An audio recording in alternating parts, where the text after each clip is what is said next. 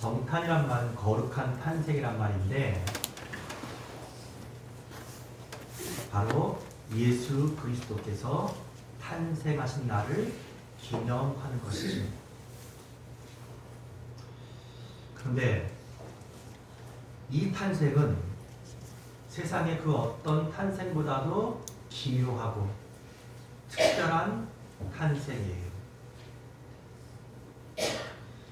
왜냐하면 이 성탄이라고 하는 것은 바로 성육신을 의미하기 때문에 그래요. 성육신. 이걸 영어로 말하면 인카네이션이라고 하는데 하나님이 사람으로 나타나셨다는 것이에요. 오늘 본문 1절에 태초에 말씀이 계시니라. 그런데 이 말씀이 하나님과 함께 계셨으니 이 말씀이 곧 뭐라 그랬어요? 하나님이시라 그랬어요. 말씀이신 하나님, 육체가 없으신 영이신 하나님께서 이제 사람으로 탄생하신 것이에요. 인간으로 태어나신 것이에요. 아기로 태어나신 거예요. 325년 니케아 종교회의에서는 예수 그리스도는 참 하나님이시다라고 공인했어요. 예수는 하나님이시다는 거예요. 아멘. 그러나 그것은 인간들이 선언했다고 해서 그것이 뭐 그렇고 선언 안 했다고 해서 그런 문제가 아닌 것이에요. 실제로 부활하신 예수님을 믿지 못했던 많은 사람들 중에 하나가 바로 예수님의 제자들도 그랬어요. 여러분, 늘 예수님이 다시 죽으시고 부활하신다고 말씀하시고 또 약속하셨지만 여러분, 이 일들은 인간의 능력으로 되어질 수 있는 일들이 아니잖아요. 그래서 그 사실을 믿지 못하고 절망하고 그리고 낙심하고 있던 제자들 가운데 부활하신 예수님이 찾아오셨어요. 하지만 그곳에 도마라고 하는 제자는 함께 있지 않았어요. 그래서 다른 제자들이 부활하신 예수님을 만나보고 너무 기뻐가지고 예수님이 부활하셨다고 얘기하는데 도마는 야, 너희들이 지금 환상을 본 거야. 아니면 너무 주님이 보고 싶으니까 너희들이 지금 헛것을 본 거겠지. 그러면서 그 예수님의 부활하심을 인정하지 않았어요. 오히려 그렇게 말하는 제자들이, 다른 제자들이 정신이 좀 이상해졌거나 환영을 본 것이라고 생각했어요. 그런 도마 앞에 다시 예수님께서 나타나셨어요. 그리고 의심하는 도마에게 네 오른손을 넣어서, 네 손가락을 넣어서 내 옆구리와 또 내 못 자국난 손에 넣어보고 만져보고 그리고 의심하는 자가 되지 말고 믿는 자가 되라고 예수님께서 부활하신 그 몸을 도마에게 직접 만지게 하셔서 주님이 부활하신 사건이 역사적인 실제 사건이었음을 경험하게 하셔요. 이 사건 이후에 두려운 마음으로 부활하신 주님의 몸을 만져본, 그리고 옆구리에 난 창자국과 그 못자국 난 그 흉터를 가지고 있는 그 몸에 그의 도마에 손가락을 넣어서 확인해 본 도마는 요한복음 20장 28절에서 이렇게 고백합니다. 퀴리오스모 데오스모, 나의 주님이시요 나의 하나님이십니다. 여러분, 왜 주님은 인간으로 오셨을까요? 그것은 사실 너무나 심오하고 그리고 쉽게 설명할 수 없는 특별한 신앙적인 또 많은 이유들이 있어요. 그런데 오늘 요한복음 1장 14절에서 우리가 읽은 본문에서 성경은 이렇게 선언합니다.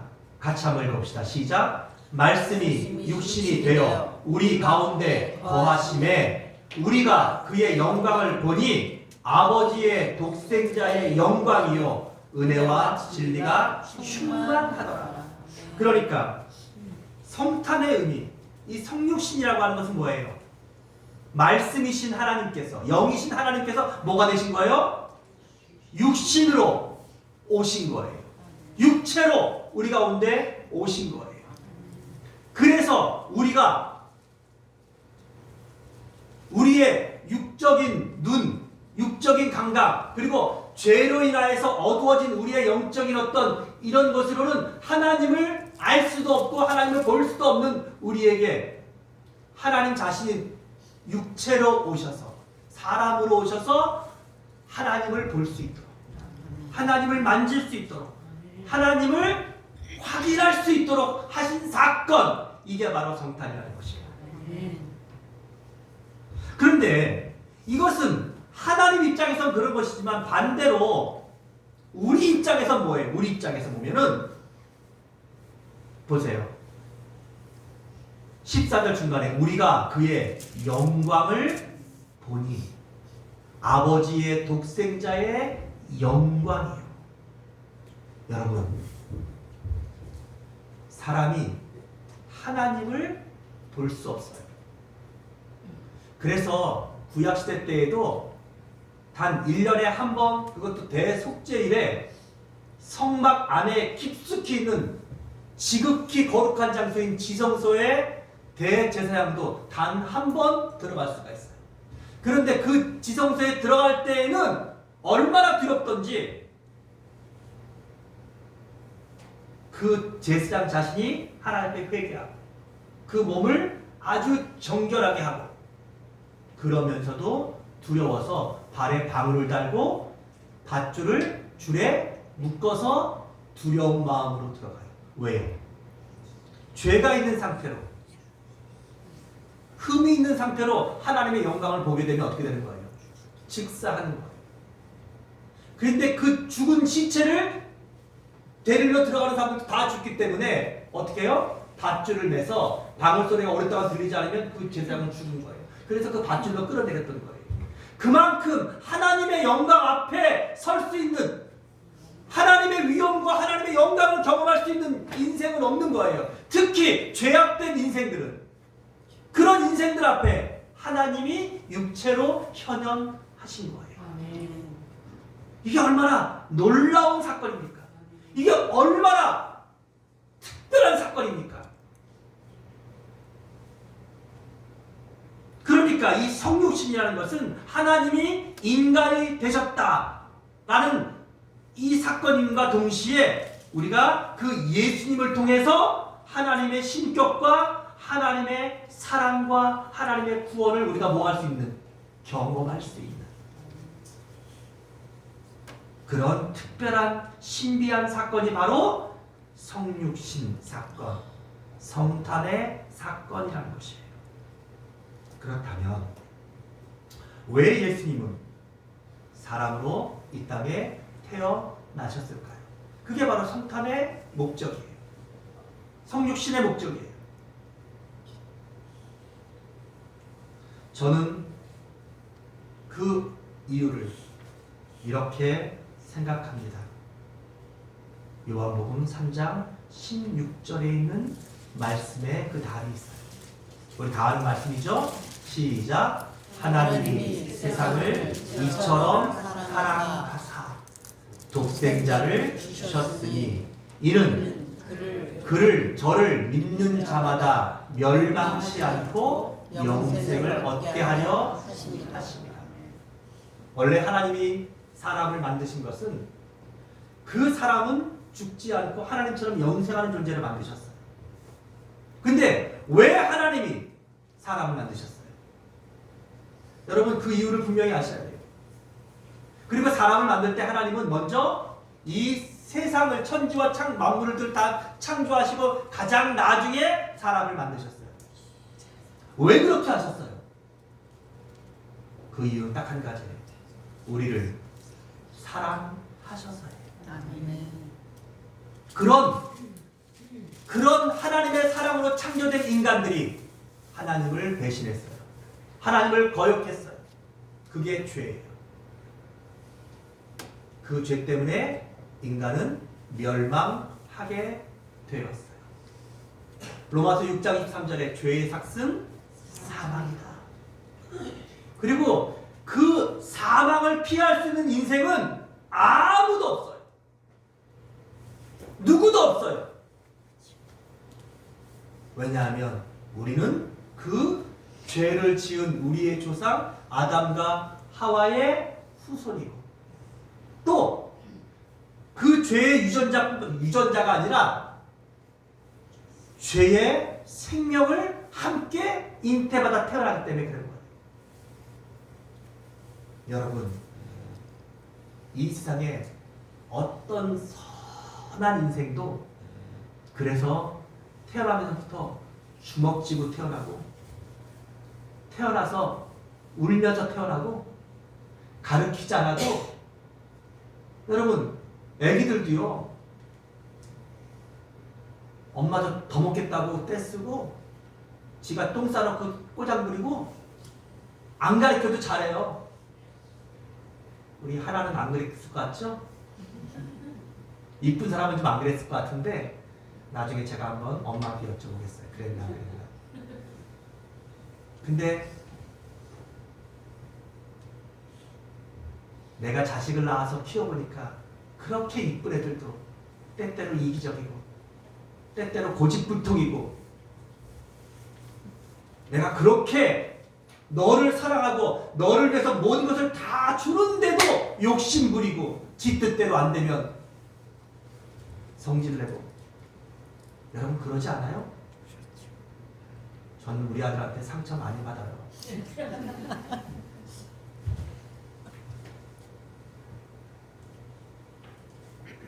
그래서 인간은 죄 때문에 멸망받을 수밖에 없게 된 것이에요. 그런 인간을 구원하시기 위해서 하나님은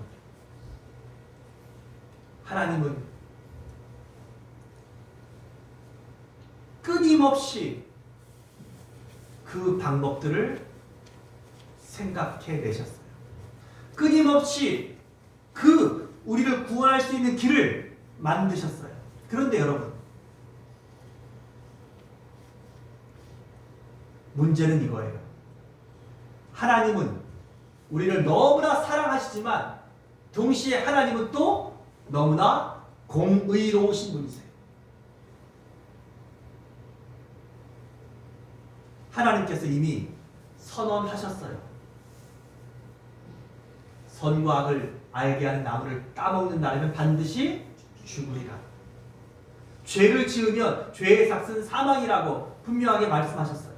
그러니까 죄에 대한 것을 이 죄에 대한 것에 대한 죄의 대가를 지불해야만 이 죄의 문제가 해결되는 거예요. 이게 해결이 안 되면 하나님의 공의로우심은 하나님은 우리를 너무나 사랑하시지만 우리를 뭐 하실 수밖에 없는 거예요? 심판하실 수밖에 없는 거예요. 그래서 하나님께서 구약에 우리의 죄를 위한 하나의 방법들을 제시하셨는데 그것이 뭐예요? 제사예요. 그래서 구약의 예배는 제사예요. 제사란 무엇이에요? 사람이 어떤 죄를 지으면 그 내가 지은 죄를 속할 수 있는 그 죄값을 치를 수 있는 방법이 없어요. 왜냐하면 그 죄에 대한 값은 뭐예요? 생명이에요. 죄의 삭은 사망이라고 했으니까 죄에 대한 대가는 뭐예요? 생명을 드려야 되는 거예요. 근데 그 죄에 대한 대가를 흠이 없는 어린 양이나 흠없는 염소나 흠없는 다른 제물에게 그 죄를 뭐 하는 거예요? 전가시켜서 그 제물이 나의 죄를 위하여 끔찍하게 죽음을 당하고 그 내 죄를 속죄하면 그 죄가 용서되어지는 이러한 하나님의 특별한 방법들이 우리에게 이제 소개가 돼요. 근데 문제는 이 제사의 방법은 뭐예요? 한 짐승의 한 가지 죄예요. 그러니까 내가 이웃의 것을 훔쳐서 진짜 하나님 앞에 흠없는 제물로 제사를 드렸는데 가다가 내가 또 다른 사람을 어떻게 무슨 죄를 졌어? 그러면 또 와서 다른 제물을 드리고 또 제사를 드려야 돼요. 그러니까 사실 이 제사는 뭐가 있어요? 한계가 있다는 거예요. 한계가 너무 커요. 그래서 오랫동안 구약 성경에서는 그 죄를 대신하고 그 죄를 완벽하게 하나님 앞에 속죄할 완벽한 제물이 태어날 것을 기대했어요. 그를 우리가 뭐라 불렀냐? 메시아라 부른 거예요. 뭐라고요? 그게 바로 메시아예요. 그 메시아는 하나님의 공의를 충족시켜 드려질 짐승이 아닌 사람으로서 완벽한 제물이에요. 그러니까 이 메시아의 제물은 어떤 제물이어야 돼요? 죄가 없어야 돼요. 흠이 없어야 돼요.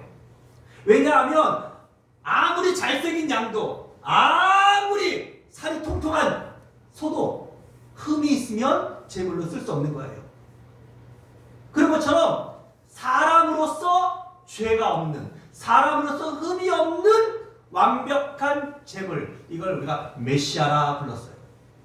그리고 그 메시아가 오기를 기다렸는데 이 메시아라는 뜻이 뭐냐면 기름 부음을 받은 자예요. 그래서 이 메시아의 특징은 기름을 부음받는 거예요. 근데 이 기름은 이스라엘의 전통에서 기름은 세 가지 직능을 가진 사람에게 기름을 부어요. 하나는 제사장이에요. 하나님의 제사장으로 부름받은.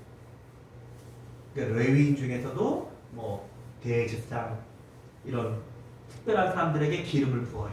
또 선지자 이사야라든지 예레미야 같은 하나님 말씀을 전하는 선지자들에게 기름을 부어요.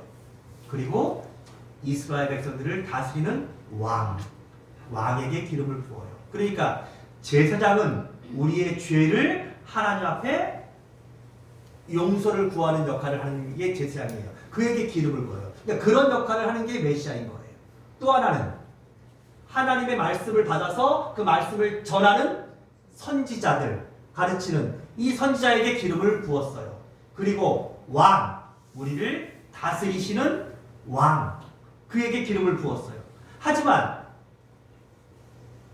다윗도 왕으로서 기름 부음 받지만 선지자나 제사장의 기름 부음을 받지 못해요. 왜 그럴까요?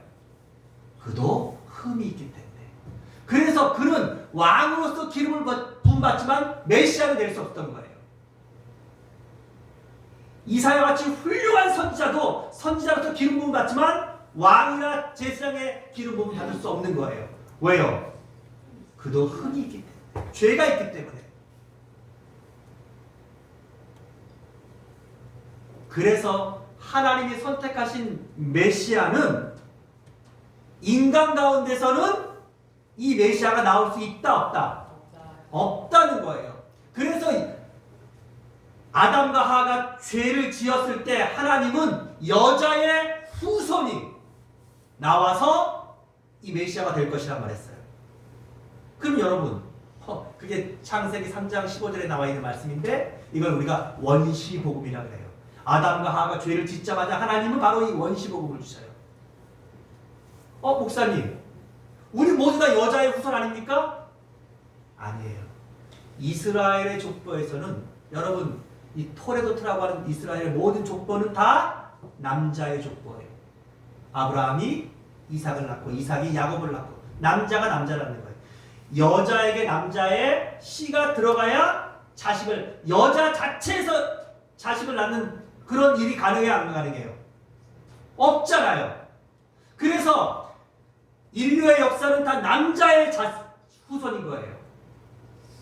그런데 여자의 자손 가운데서 메시아가 올 것을 예언했고, 그리고 드디어 아브라함에게서 14대 다윗, 다윗에게서 14대 바벨론 이거, 그리고 바벨론 이거부터 14대인 요셉에게 정혼한 아내, 아직 결혼하지 않아서 남자를 알지 못하는 그 처녀 마리아에게 성령으로 잉태되어서 남자를 알지 못하던 처녀가 아이를 낳게 된 것이에요. 성령으로 하나님이 사람으로 나타나시는 사건은 그래서 여자의 자손으로 오신 것이에요. 이게 바로 성육신이에요. 그러면 왜 하나님은 그렇게까지 많은 예언들과 많은 사건들과 그리고 많은 시간들을 들여서 왜 결국 하나님 자신이 비천한 육체로 사람으로 그것도 아기로 그것도 마구간에 그리고 이왕 하나님으로 오실 거면은 하나님이 사람이 될 거면 이 세상의 왕의 신분으로 오셔가지고 막 거창하게 뭐 이렇게 하셔도 되잖아요. 그것도 아니 목수의 아들로 오셔서 가장 가난하고 가장 천한 창기들과 심지어는 세리들의 친구까지 되시는 뭐 왜 그런 삶을 사시는 그런 신분의 인간으로 오셨을까요? 그 이유는 딱 두 가지예요. 예수님이 그렇게 사람으로 태어나신 딱 한 가지 이유는 두 가지 이유가 있는데 그 첫 번째는 따라합시다. 우리를 사랑하셔서. 그 이유는 그 첫 번째 이유는 하나님이 여러분과 저를 너무나 사랑하셨다는 것이. 그게 요한복음 3장 16절에 있는 말씀이죠. 하나님이 세상을 이처럼 사랑하셨다. 그 세상이라는 말 속에 여러분과 나는 그 세상의 한 부분이잖아요. 아니면 우리는 이 세상의 중심이잖아요.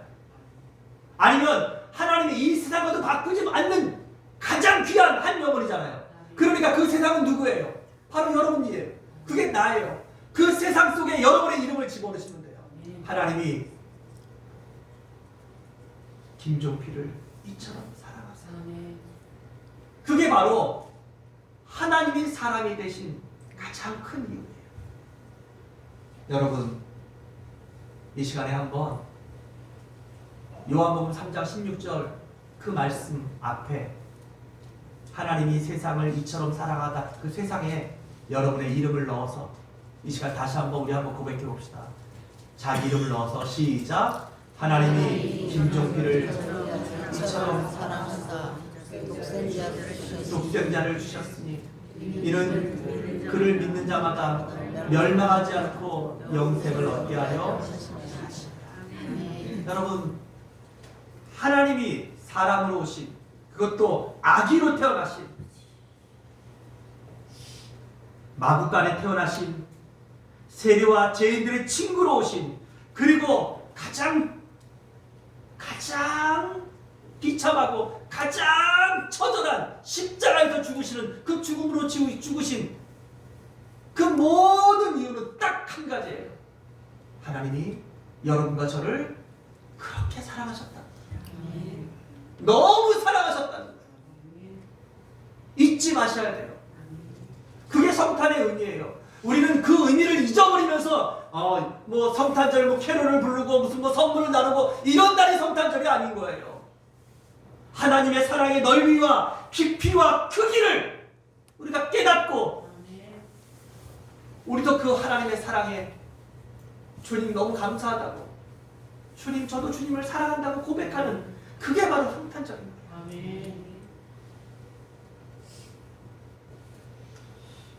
두 번째 성탄의 목적이 있다면 우리를 너무나 사랑하신 하나님은 우리를 구원하시기 원하셔요. 우리를 구원하시기 위해서 예수님께서 하나님께서 사람이 되신 것입니다. 여러분, 우리가 이 땅에 살아가는 동안에 중요한 게 너무나 많아요. 요즘은 뭐 이 세상의 가치관을 가지고 살면 여러분 세상에서 중요한 것들은 다 눈에 보이는 것들이에요. 명예, 좋은 집, 좋은 차, 멋진 외모, 건강. 여러분 이런 것들이 다 너무 중요한 거예요. 내 자녀가 뭐 잘 되고 뭐 공부 좀 잘하고 아니면 무슨 어떤 분야에 특별한 사람들이 되고 이런 게 너무나 중요할지 몰라요. 그런데 여러분, 나는 여러분들과 제가 하나님 안에서 인생의 의미를 바르게 깨달았으면 좋겠어요.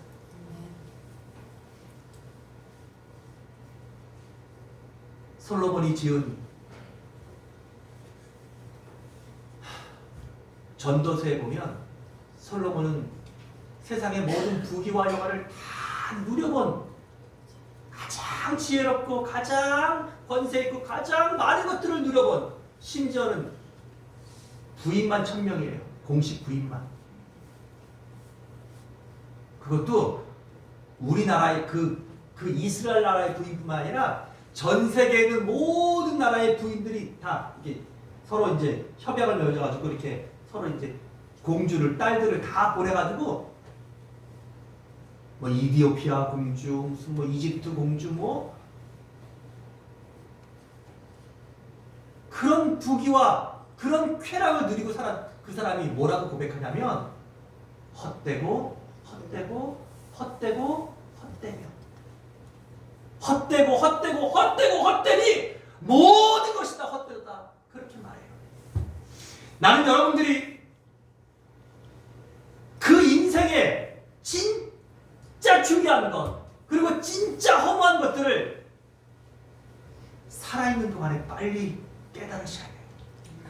그걸 오늘 깨달아야 돼요. 근데 그건 하나님 안에서 발견하지 못하면 절대 깨닫지 못해요. 그래서 죽는 그날까지, 아니 죽어서 지옥 가서야 깨닫는 사람들이 참 많아요. 아, 이게 중요한 게 아니었구나. 정말 하나님 앞에 중요한 건 이런 것들이 아니었구나. 좋은 옷이, 좋은 학교 보내는 것이, 무슨 뭐 내가 좋은 아파트에 사는 것이, 아니면 내가 돈이 좀 많아서 많이 쌓아두겠는 것이, 이런 것들이 중요한 게 아니라는 것을, 성탄의 두 번째 가장 큰 의미는 뭐냐면 하나님께서 우리에게 가장 중요한 것들을 주시기 원하셨는데 그게 뭐냐면 바로 구원이에요. 아멘. 뭐라고요? 구원이라는 거예요. 우리가 죄에서 구원받는 것. 아멘. 우리가 다 죽음으로 가고 있어요. 키에르 케코르가 얘기한 것처럼 인간은 다 죽음에 이르는 병에 걸려 있어요. 누가 먼저 가느냐, 누가 늦게 가느냐 하는 것들은 우리 손에 달려 있지 않지만 여러분 순서 없이 갈 거예요. 병원에서 의사가 6개월, 1년 한다고 먼저 가는 거 아니에요, 여러분. 여러분들이 분명히 아셔야 돼요. 하나님이 오라 하시면 가는 거예요. 그런데 그 죽음에서 우리가 구원을 받으셔야 돼요. 히브리서 9장 27절에 분명히 말해요. 사람이 한 번 죽는 것은 하나님께서 사람에게 정하신 것이요 그 후에는 심판이 있느니라. 여러분 심판이 있습니다. 근데 죽고 나서 그 심판을 해결할 수 있는 길은 아무것도 없어요. 지금 해결하셔야 돼요. 아멘. 그 심판에서의 구원, 아멘. 지옥에서의 구원, 이 모든 그 구원은 여러분과 내가 이 세상을 살아가면서 가장 우선순위로, 가장 시급하게, 가장 최우선으로 해결해야 될 가장 중요한 문제예요. 아멘. 하나님이 사람으로 오신 가장 큰 두 번째 목적은 바로 그것이에요. 우리에게 이 구원의 길을 열어주시려고, 우리에게 이 구원을 선물로 주시기 위해서. 아멘. 그런데 여러분, 이 구원의 길은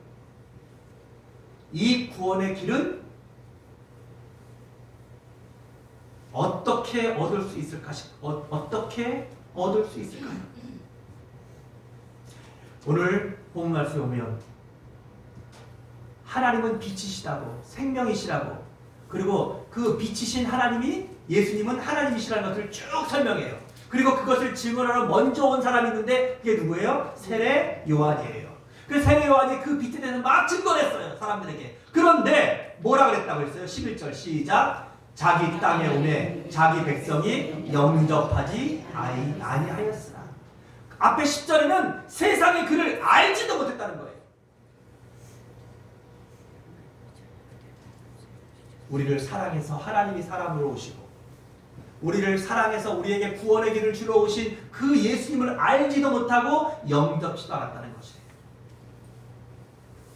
그러면 그 하나님의 사랑을 받아들이고 그 하나님의 구원을 받는 길은 무엇입니까? 12절 시작.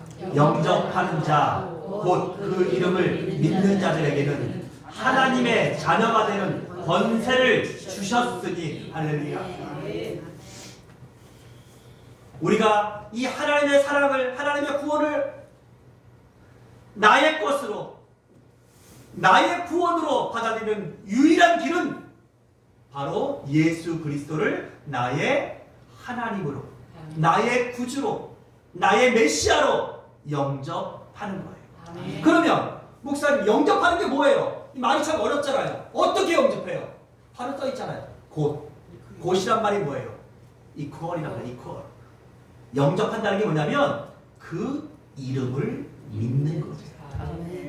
예수란 이름이 뭐라 그랬어요? 마태복음 1장 21절에 아들을 낳으리니 곧 그 이름을 예수라 하라. 이는 저가 자기 백성을 저희 죄에서 구원할 자이십니다. 예수는 나의 구원자이신 것을 믿는 거예요. 예수를 믿으면 나의 죄를 용서받고, 예수가 나를 위하여 십자가를 죽으심으로 나의 죄를 용서하였다는 사실들을 믿는 거예요. 예수가 사망 권세를 깨뜨리고 도마에게 나타나셔서 부활하신 몸을 보여주셔서 나의 주님이시요 나의 하나님이십니다는 이 신앙 고백을 받으셨던 그 예수의 부활을 믿는 것이에요. 그러니까 영접한다는 것은 바로 뭐예요? 예수 그리스도를 나의 하나님으로, 나의 구주로 믿는 것입니다. 여러분, 이게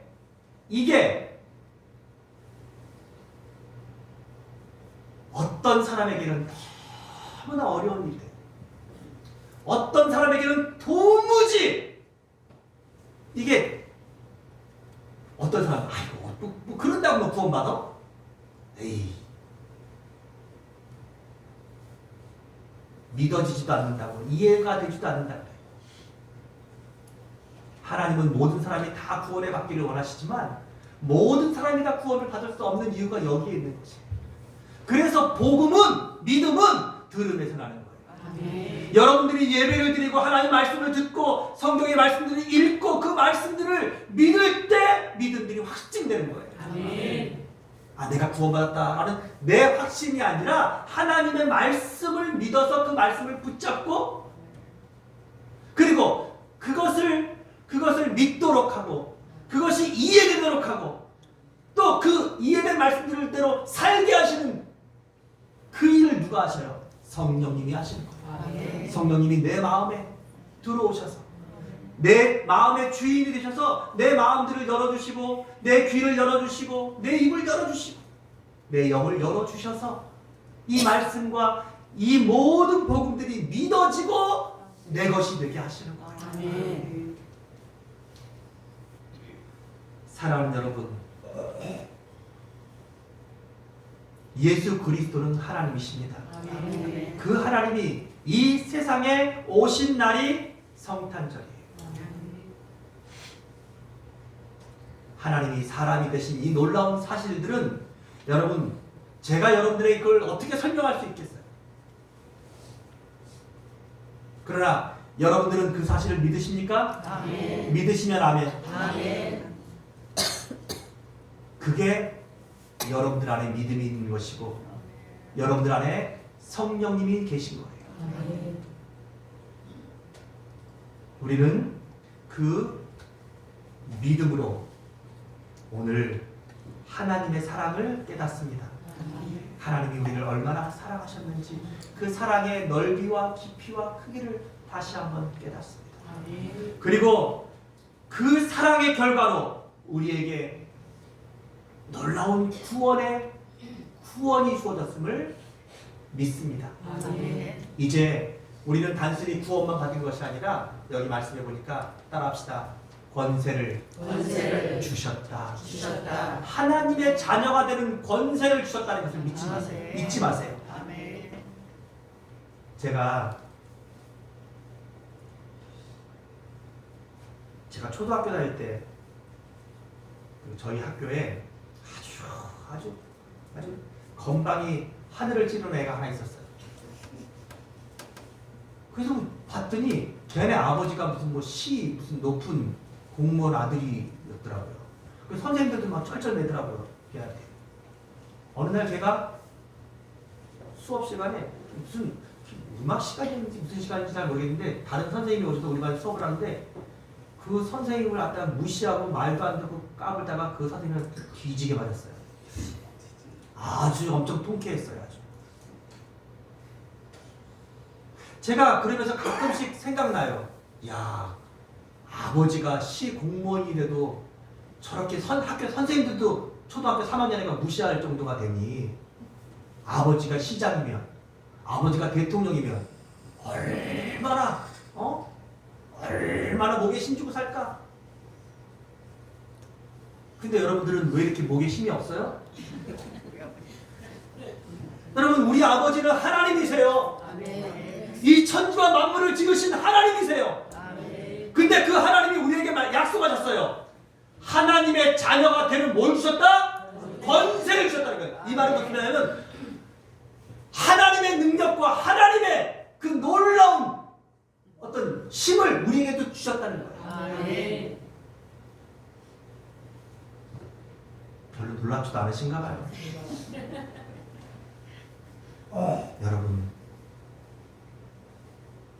여러분들이 오늘 염려하고 있는 문제들,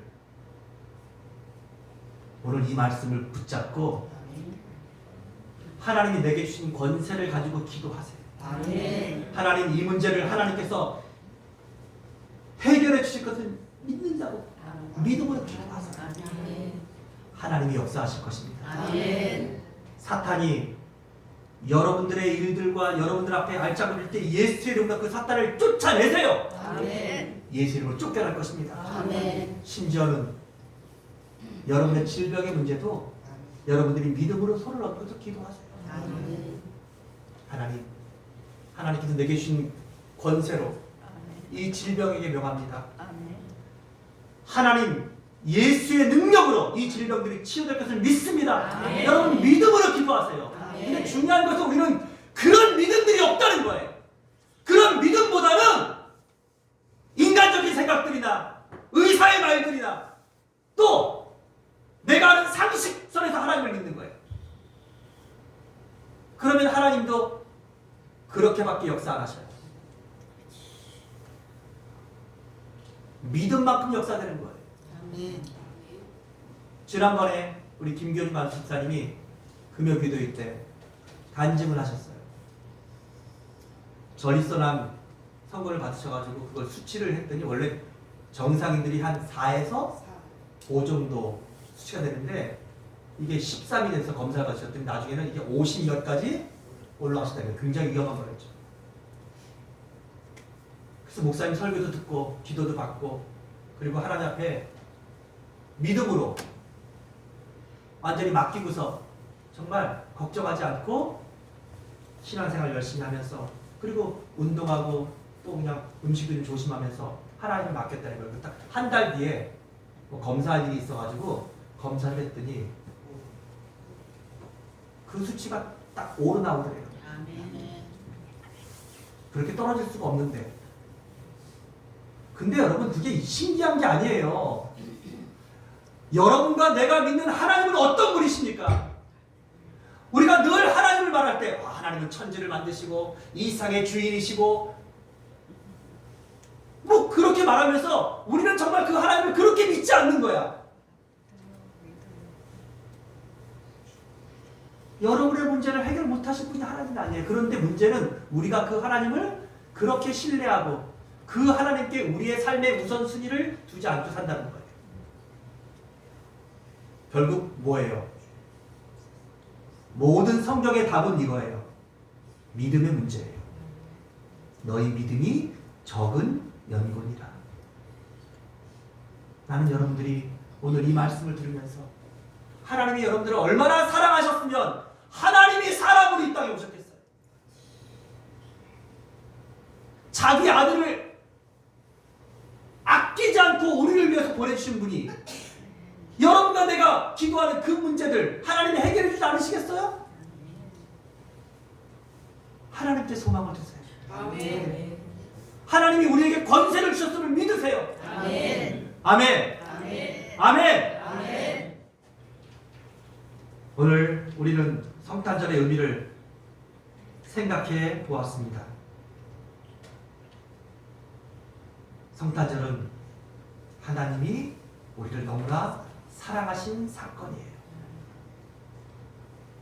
성탄절은 우리를 기어코 구원하시겠다는 하나님의 의지의 사건이세요. 아멘. 이제 여러분과 나는 이 성탄을 맞이하면서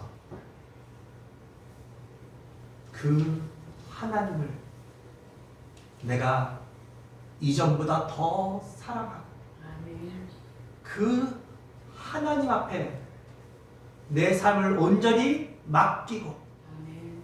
그리고 그 하나님이 내게 주신 하나님의 자녀된 권세를 누리며 살아갈 수 있는 아멘. 믿음의 사람들이 다 되시기를 우리 주님의 이름으로 간절히 부탁드리고 축복합니다. 아멘. 기도하겠습니다. 하나님 아버지 은혜와 크신 사랑 감사합니다. 나 같은 죄인을 사랑하셔서 나 같은 죄인을 구원하시려고 하나님이 사람이 되신 이 놀라운 사건, 놀라운 날, 이 성탄절의 의미를 우리가 다시 한번 깨닫고 그 예수님을 나의 구주로 영접합니다. 그 예수의 이름을 나의 구주로, 나의 하나님으로 믿습니다. 아멘. 이 믿음을 가진 사랑하는 모든 성도들에게 하나님의 자녀가 되는 권세를 주셨사오니 하나님 이 권세로 승리하며 살아가는, 이 권세로 하나님 앞에 영광을 돌리며 살아가는, 아멘. 이 권세로 감사와 아멘.